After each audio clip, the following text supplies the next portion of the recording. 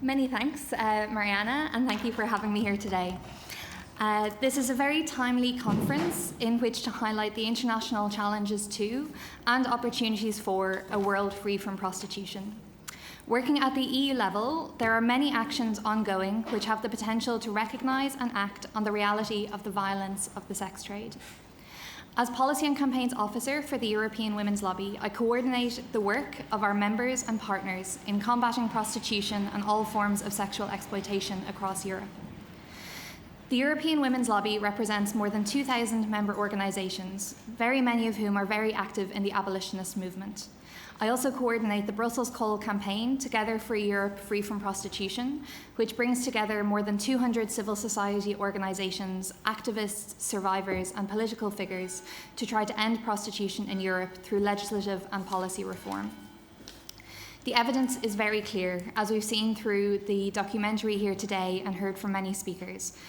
Prostitution is a core aspect of violence against women and girls. It affects the most vulnerable in our societies, those who've experienced childhood abuse, migrant women and girls, victims of trafficking, Roma and traveller women and girls, and other minoritised groups.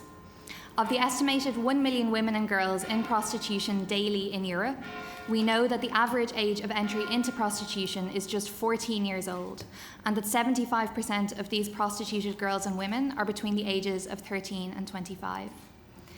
This young cohort is extremely vulnerable and usually exploited by a third party, whether a pimp or trafficker. They are likely to be violent and coercive.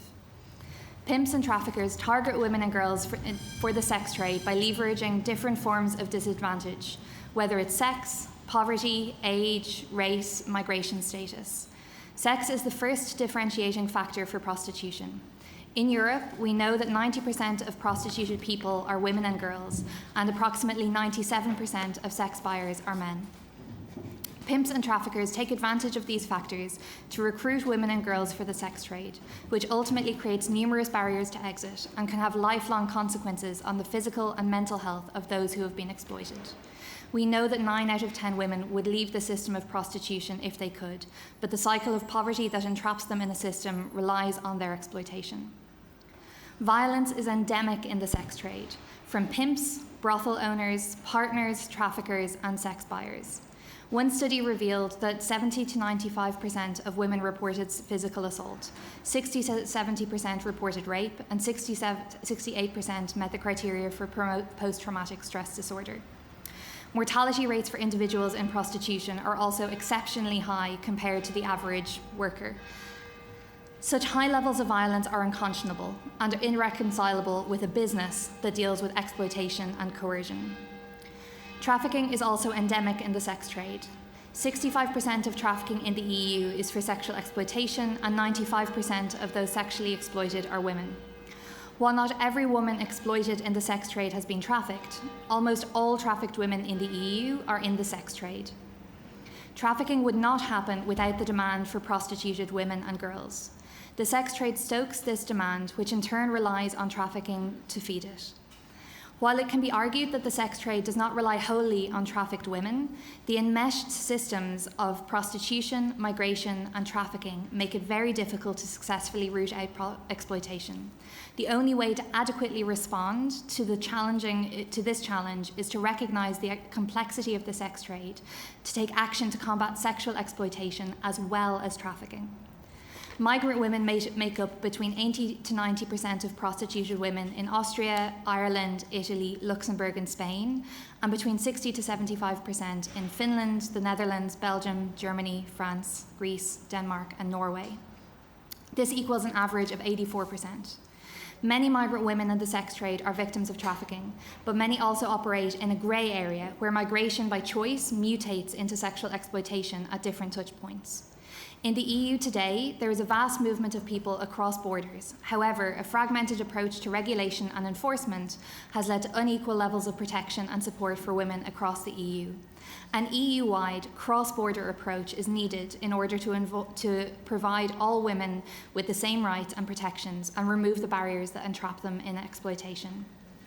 In countries where prostitution has been legalised, such as the Netherlands, Germany, and New Zealand, exploitation has not stopped and the harm has not been reduced. Once established as a legal enterprise, we have seen that the trade presents impossible challenges to law enforcement in regulating a transnational trade that exploits differences between jurisdictions. Legalisation effectively shifts the burden of responsibility for the harms of prostitution from those who cause the harm onto local authorities and regulators. Furthermore, a country that sees prostitution as a job like any other will not have the impetus to provide budgetary supports to adequately meet the severe support needs of those in or exiting prostitution in their countries. Legalised regimes can never adequately remove the harm that is intrinsic to prostitution. So, what can we do about these enduring challenges to the rights and well-being of more than 1 million women and girls across Europe? How can we effect real, long-lasting change that will support the women and girls affected today while preventing the need for more to enter into the sex trade in the future? At the European Women's Lobby, the answer is clear. We need to introduce the equality model across every EU member state and across the EU as a whole, urgently, to address the gendered power imbalance at the core of the sex trade, ensuring exit supports to those who need them, and accountability for all the men, whether pimps, buyers, or traffickers, that drive the exploitation in the sex trade on a daily basis.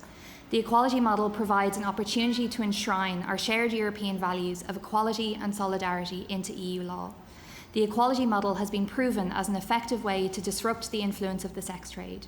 In Sweden, Norway, France, there has been a marked reduction in men buying sex. Contrary to statements from pro-prostitution lobbyists, there is no evidence to suggest that the equality model has led to increased violence against women in prostitution. Harmonised action at the EU level is urgently needed to ensure adequate protection and women's right to live a life free from exploitation and violence.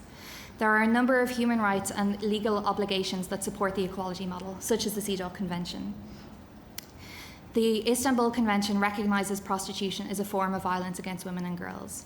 Directives against human trafficking and exploitation are also relevant here, including CEDAW General Article 6, General Recommendation Number 38, and EU Article 83.1. Prostitution is also incompatible with human rights, the precedent for which is contained within Article 4 of the European Convention on Human Rights, EU Treaties Article 2, and the European Charter for Fundamental Rights. So we have a very clear basis here to provide legislative reform at the EU level and across EU member states. What is it exactly we're calling for? What is the equality model? We need to make sure that individuals selling or being sold for sex are no longer criminalised, that this means that they can go to the authorities for protection. Supports must be provided to help women leave prostitution and to offer vulnerable women at risk of sexual exploitation more choices.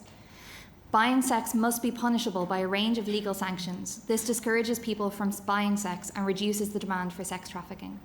Pimping and brothel keeping are illegal to reduce the opportunity to profit from sexual exploitation and trafficking. We call on all EU member states to introduce the equality model as a matter of urgency, and we call on the EU to introduce provisions for the equality model through the upcoming directive on combating and preventing all forms of violence against women and girls, to be presented by the European Commission on the 8th of December this year. The world is watching.